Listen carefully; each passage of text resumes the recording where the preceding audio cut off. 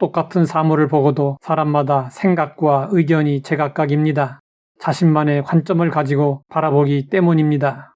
사람들의 관점은 대부분 그 시대의 사상과 고정관념의 틀에 갇혀 있습니다.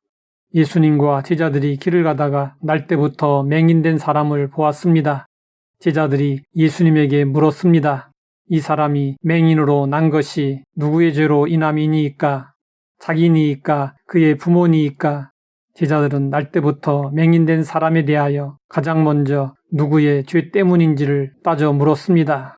이것은 당시 사람들의 보편적 관점이었고 고정관념이었습니다. 제자들의 질문에 예수님은 예상하지 못한 특이한 대답을 하셨습니다. 이 사람이나 그 부모의 죄로 인한 것이 아니라 그에게서 하나님이 하시는 일을 나타내고자 하심이라. 예수님은 한 인간의 문제 상황을 전혀 다른 관점으로 바라보셨습니다.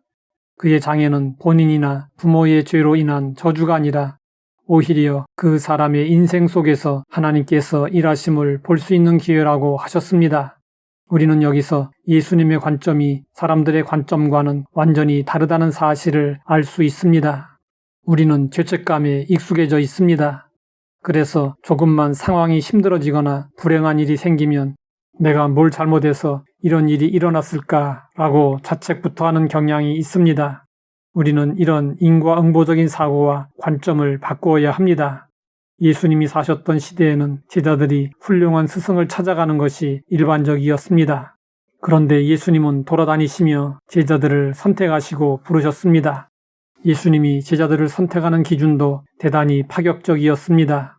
예수님 앞에서는 부족한 사람도 없었고 전과자도 없었습니다. 그래서 로마의 앞잡이인 세리마태가 예수님의 제자가 될 수 있었습니다. 예수님은 단점을 보지 않으시고 장점을 보셨습니다. 과거를 묻지 않고 그의 변화될 모습과 미래를 기대하셨습니다.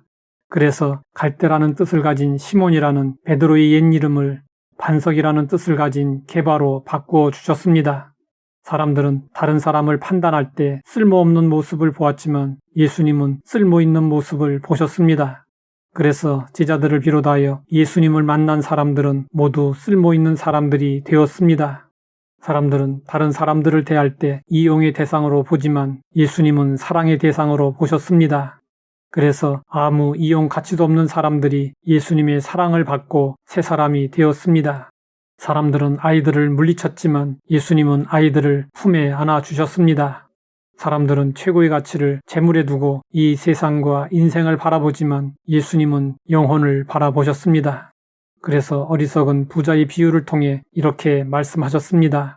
어리석은 자여, 오늘 밤에 내 영혼을 도로 찾으리니 그러면 내 준비한 것이 누구의 것이 되겠느냐? 그동안 사람과 세상을 바라보는 나의 관점은 어떠했다고 생각하십니까? 바울은 고린도 성도들을 향하여 이렇게 말했습니다. 그러므로 우리가 이제부터는 어떤 사람도 육신을 따라 알지 아니하노라. 비록 우리가 그리스도도 육신을 따라 알았으나 이제부터 그같이 알지 아니하노라. 육신을 따라 알았다는 말은 세상의 관점으로 알았다는 것입니다. 바울은 이제 더 이상 세상의 관점으로 보지 않고 하늘의 관점, 영적인 관점으로 보겠다고 했습니다. 복음은 이렇게 사람을 변화시킵니다. 변화의 증거는 삶의 목적의 변화와 관점의 변화입니다.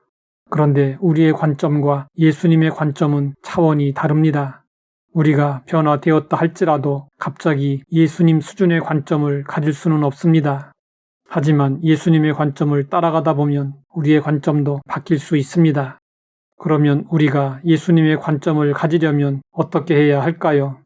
요즘 세상은 양극단으로 쏠리면서 갈등과 대립이 심각합니다.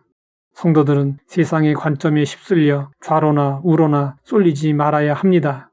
사람과 이 세상을 바라보는 다양한 관점이 있을지라도 예수님이라면 어떻게 보실지가 우리의 유일한 관점이어야 합니다. 이를 위해 우리는 날마다 예수님의 삶을 묵상하는 시간을 가져야 합니다. 판단이 어려울 때마다 예수님이라면 이 일을 어떻게 보실지, 선택의 기로에 섰을 때 예수님이라면 어떤 선택을 하셨을지 자문자답해야 합니다.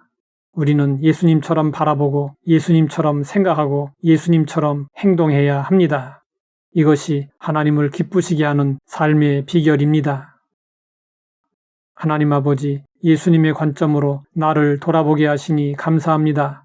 예수님의 관점으로 다른 사람과 세상을 바라보게 하옵소서. 예수님의 이름으로 기도드립니다.